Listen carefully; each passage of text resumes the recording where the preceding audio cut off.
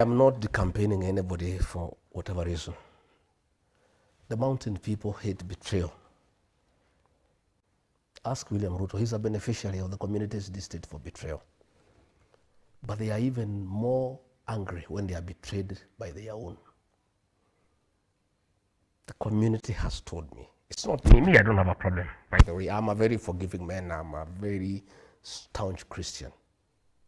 My wife here is a pastor, and she talks to me about forgiveness all the time. And she doesn't allow me to have a bitterness. She makes sure that I'm always amiable and open to forgive anybody. Okay. All those people who were against me, I've forgiven them.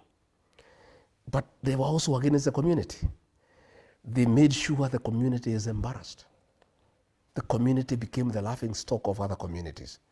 When other communities are rallying behind their own, them, for cheap money, they betray their own community. The community has an issue with them. It's not me. And if they come to me and persuade me that they'll work for the best interest of the community and the country, I am willing to take them along. So if people tell you but they have to work a job with President William Ruto. But they have a job. The people have already told me they don't want. Okay. Already, I've consulted them and I asked them. Oh, okay. I asked them, can I work with William Ruto? They said no. He has betrayed us. It's over. That's it. He cannot. We don't. Betrayal in my community is a taboo. It's an abomination. It is never forgiven. It is punished. And I can tell you, many people that I've talked to will come up will be on the queue at 3 a.m. not to vote for anybody, but to vote somebody out. So those MPs, yeah, let them go and talk to the people, not me. I have no problem against them. Let them go and convince the people who elected them that they'll work for their best interest, that they will not put their stomachs first, that they will not be used by William Ruto against the community. Because what is annoying the community is when the president has put people together in a meeting to abuse the community and call them tribalists and call them stupid and call them primitive. Members of parliament and senate from our area normally clap for him. Our people are very bitter because of that one. So if they can go and convince the people that they mean well, that they have reformed, that you will not betray them, that they have changed their character, that they can be relied upon to defend them and their interests, fine. Yesterday I was in Meru. Mother Kome is being fought by the president.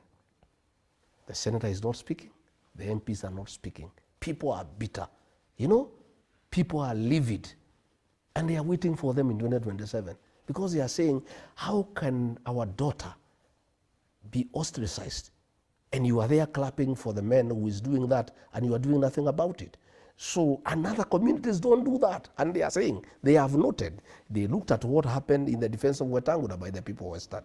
They looked at how Nurdin Haji was defended by the people from Northeastern Province. Yeah, okay. But the people of the mountain, the president is using them against their own people by paying them small money.